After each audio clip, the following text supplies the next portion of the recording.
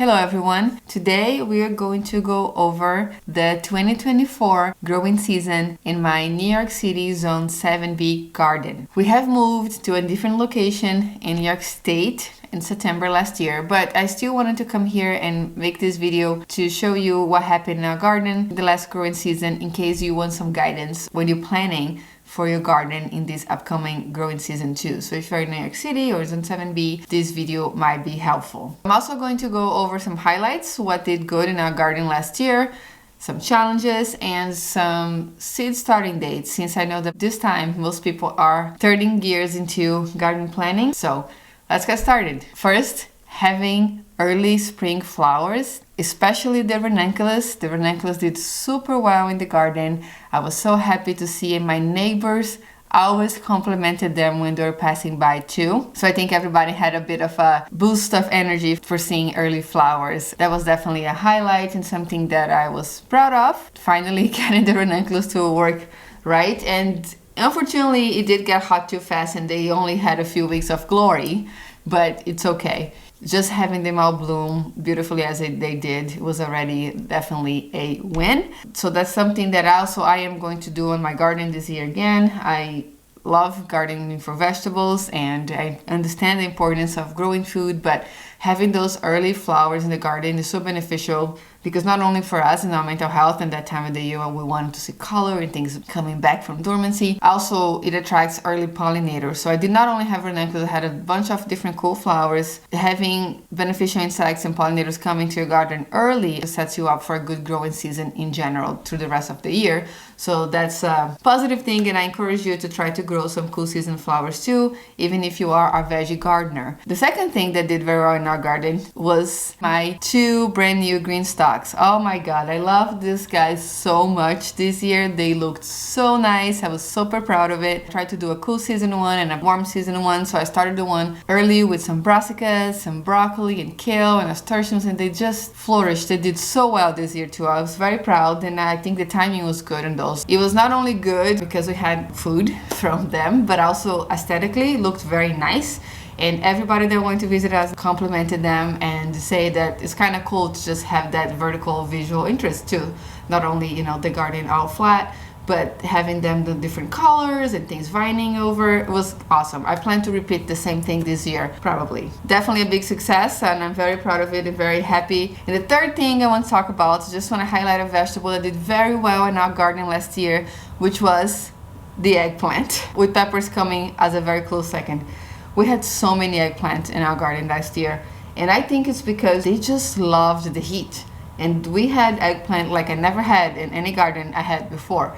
It was just amazing, maybe the timing was right. We're starting to season transplanting, and also just the conditions in general were good for them. And even though it felt a bit overwhelming at the time, I actually am not upset about it. Sometimes when I have too much of something, it's a little hard. I'm actually happy because we're able to eat everything that we grew. I was so happy about that. I tried really hard to incorporate eggplant in almost everything that we ate through the months that it was producing. I gifted a lot of eggplant, and we had those beautiful little fairy tale ones that everybody loved. So that was nice too, to be able to share the harvest. And I just pushed myself to figure out many different ways to cook with eggplant, since it's harder to preserve than other vegetables, and it was great. That's it. So I'm gonna keep this to 3 highlights short, so the video doesn't get too long, and I'll talk about the challenges when I'm doing the month by month review too. So let's get started with that. So first, starting with January. January is time for seed starting, and if you are in New York City or in Zone 7B or similar climate, the time to start your cool season flowers is now. Last year, I started my cool season flowers on January 2nd, and they all did good, other than some germination failures I had, but things that grew to a healthy transplant that I was able to transplant in the garden all did good. So this is the time to start them. Then the ranunculus, which is not a seed, is a corm. They have to pre-sprout. The ranunculus is notorious for really liking cold conditions. It stops producing flowers when the temperatures get too hot, so they will actually go dormant when it gets too hot in the summer. So if you start them early, you have a much longer blooming season. Also, you get taller, fuller stems, so they look nice. So I started those on January 8th. The other thing that I started in January too was my cool veggies, the ones for my lettuce green stock, my spring green stock that I always do the same thing on it. That one I started January 15th, and I have a video of that too. They're all going to be linked down below. And then we can move to February. So in February, still planning time. So I did a lot of planning, even though I had already started some seeds because I did the math before that, and have some planning videos that you can take a look if you want to follow anything that I did last year for the garden too. So I'll make sure to link them down below. And in late February, I transplanted the ranunculus and the cool flowers, all went to the garden, I think in the last week of February.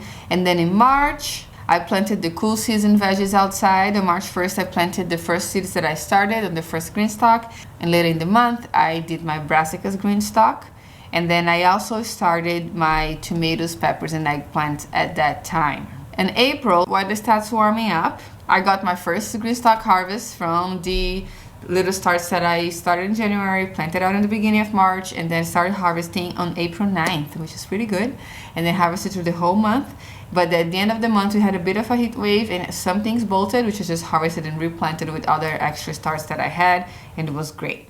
In May, I planted out my peppers, tomatoes, and eggplant. I usually try to plant them by Mother's Day. Just a guideline of, it's easy to remember. Even though the last frost date is in April, I followed that on the first year that I garden. It's still too cold to put them out. I just feel that they don't perform as well. They just don't grow as much. They get stressed in the beginning of the season and they don't really flourish. But I'm waiting a bit longer to plant them until the night temperatures are a bit warmer, like trying to be more consistently in the 50s. That really helps with them really taking off and being super healthy. So they're the opposite of the cool season. They don't like the cold. You want to put them when the soil is warm, when it's warm outside, so they can really get a head start and produce well for you through the season.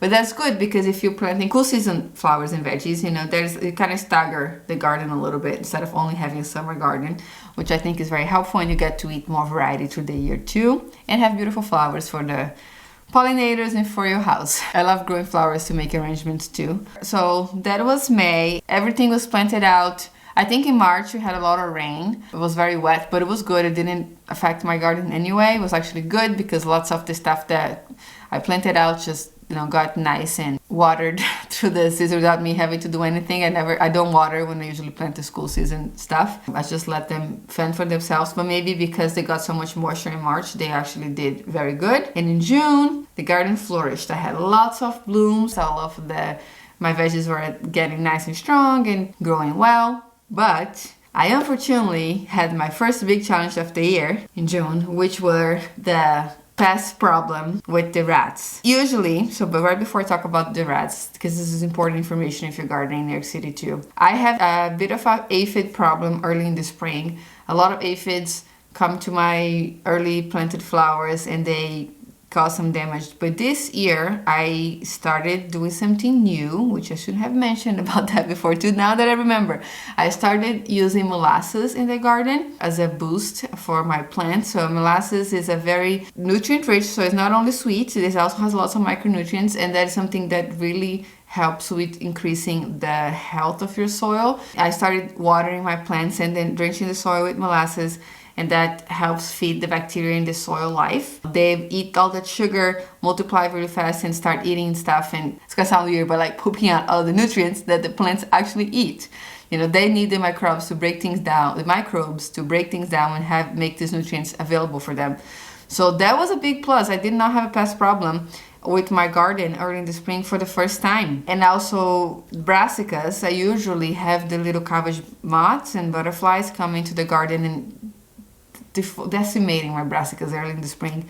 And I didn't this year, and I think it's because I was feeding my green stalks and the plants in the backyard with some molasses once a week, and that really helped them be stronger, healthier plants so they didn't get targeted by the insects, because insects usually try to attack the weaker plants. They have not a strong defense system yet, so they get attracted to them, but doing the molasses and having them get nice and strong early, that really fended the pests off, which was awesome. I will make another video about molasses a little later in the season with more detail, but it's definitely something that I'm going to be doing more often or forever in my garden now. And not only it feeds the microbes, if you Actually, when you're watering and the drench with the leaves are able to absorb micronutrients to its pores, not the big nutrients that we're used to as gardeners, the NPK. Those are different things like magnesium, and they actually can take that to the leaves. So because molasses is full of micronutrients, it actually helps with the health of the plant in that way too. So maybe should have added that as a highlight at the beginning of the video too. I forgot,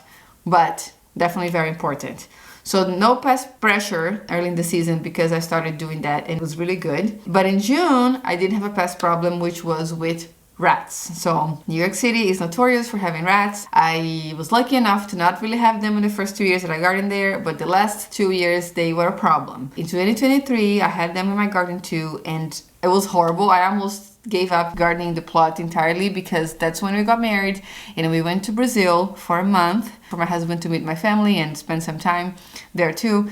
And being away from the garden for that long just gave them the perfect environment to thrive there. So we came back to lots of holes and they reproduced and multiplied in there. It was not good. So we had to kind of tear out the whole garden in 2023 because of that. So I was hopeful that that was not going to happen in 2024. I took some precautions, but it didn't work. I took a class from New York City. I followed the instructions in the beginning and I tried my best to keep up. I did slack a bit because I started seeing the garden being nice and luscious and I let things grow to the bottom a little bit more and they came back. But the interesting thing was like they said in the class that the rats need to be triggered, like something has to touch their head for them to start digging. And none of their holes were actually by plants. They were like on the mulch. So New York City rats are crazy. They're super adaptable and that probably doesn't matter. They go whatever they can dig probably. So that was a challenge and that kind of killed my enthusiasm for the gardening then. In New York City you have to research more about the rats. I can't help you very much. I tried what I could and I failed unfortunately. But you know, there's other gardeners that probably do well with that and then are able to find a way, but it was difficult for me. And I know I moved and I'm gonna have different pest problems here. I have lots of wildlife that'll come to my garden too, but that can be something that makes things harder. So that was June for us. That was hard. And July we started harvesting. I have a few cooking videos too if you're curious in July for using the harvest from the garden. And then in August we actually went to Brazil again. Usually traveling time for us. My cousin got married this time, so I went there and I was one of the bridesmaids. So I went there for a couple weeks and every time I leave the garden, it doesn't do well. But August usually gets very hot and humid. That's when disease starts showing up. Your tomatoes start getting blight and the other things get powdery mildew. So, you know, they didn't do well. I came back to a garden that was not that great. The only exception for that was the eggplant and the peppers. My goodness, these guys didn't get any disease. They kept producing all the way until we moved out. All the way to November when we had to pick it up. It was incredible. Champs in the garden this year, despite everybody else kind of slowing down. And in September we moved. We came to here, where I am right now. We moved to Rockland County, to the lower Hudson Valley. It's only an hour away northwest of New York City. So we are right above New Jersey and we are going to be gardening here from now on. And I'm now in zone 6B, so the starting of things are going to change a little bit. Also September, going back to New York City, is when the drought started. So we had the driest month of September and October on record last year. They're in here too because I'm still in New York. So here in our new property, our pond almost dried. There's a pond here. The river in the back stopped flowing. It was pretty harsh. And we even in November got a warning about conserving a bit of water. In November it was still kind of dry but warm, but December was extremely cold. So the weather got a little finicky there by the second half of the year. And now in January is very cold for us too. So we're having a colder winter than we had in the past 2 to 3 years in New York. That's it for the video today. That's all that I can remember for this year. I have documented everything in videos, so you guys feel free to go back and watch at any time of the year, the season in there to see if you're curious about a certain time. And I have a playlist that's named 2024. I'm also going to link a playlist with the 2024 garden tours if you don't want to go into detail about everything, but just see what happened into the garden month by month or how the garden was looking. I find those immensely helpful, especially this time of the year. I like to look at the garden tours so I can plan my garden too and know when things are blooming, when they're harvesting things. So please use that as a resource for yourself too if you are in New York. And I tried my best to document everything, and I hope that really that can be useful for your garden planning this year. So thank you so much for watching today. If you have anything to add, New Yorkers, go to town. Please add anything that you can remember in the comment section down below. Let's make this video a good resource for everybody that's watching. I'll link a couple playlists over here from last year if you want to watch that next. Thank you so much for watching again, and I'll see you next time.